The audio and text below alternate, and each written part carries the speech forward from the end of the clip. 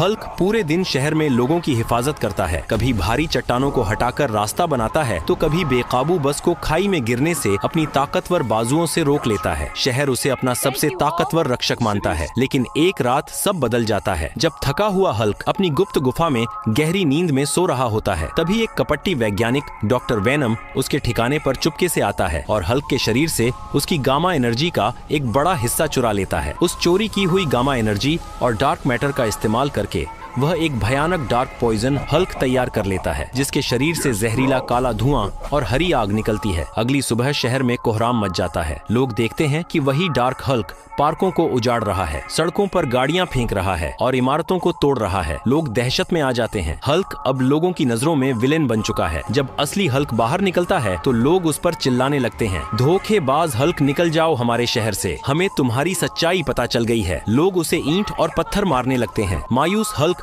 वापस जंगलों की तरफ भागता है और एक पुराने लैब में जाकर अपनी स्थिति को समझता है। उसे पता चलता है कि डार्क पॉइजन हल्क को हराने के लिए उसे अपनी बची हुई शक्ति को एक नए गामा टाइटन आर्मर में बदलना होगा। कड़ी मेहनत के बाद हल्क एक चमकदार सुनहरे और हरे रंग का गामा टाइटन आर्मर तैयार करता है। जैसे ही वह यह कवच पहनता है, धरती कांपने लगती है और उसकी ताकत दोगुनी हो जाती है। वह डार्क पॉइजन हल्क से भिड़ने के लिए शहर के बीचों बीच पहुंचता है। उधर डॉक्टर वेनम भी अपने डार्क हल्क के साथ तैयार था। दोनों के बीच भयंकर टक्कर होती है। एक मुक्के से जमीन फट जाती है और दूसरे से आसमान गूंज उठता है। लेकिन धीरे धीरे असली हल्क की सांसें फूलने लगती हैं, क्योंकि गामा टाइटन आर्मर की असली ताकत लोगों के भरोसे और प्यार से ही जागती है। तभी हल्क गिरते गिरते लोगों से कहता है, दोस्तों, मेरी ताकत खत्म हो रही है, प्लीज जल्दी से लाइक और सब्सक्राइब कर दो, वरना बुराई जीत जाएगी।